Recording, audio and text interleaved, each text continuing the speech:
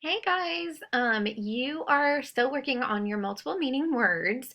And what you're going to do is you're going to pick four word cards, and then you're going to get two sheets of the four boxed paper. Okay, so that'll give you a total of eight boxes. What you're going to do is you're going to pick a word, and then you're going to write the two sentences that go with that one word. So I did an example for you. Okay, yours will be blank, but mine I did myself, and I did find pictures from the internet, but you can draw your own pictures.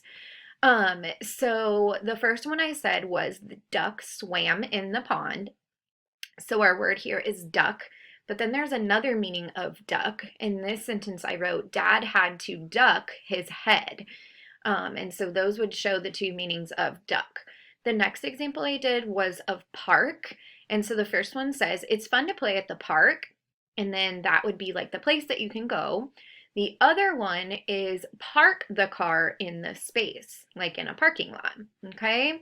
So you're going to get four different words. You'll have two sentences and two pictures that go with one word.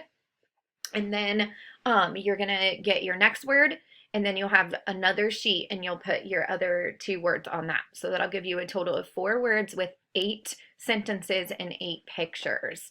All right, guys, I know you're going to do awesome making good sentences and good pictures. Okay, have fun.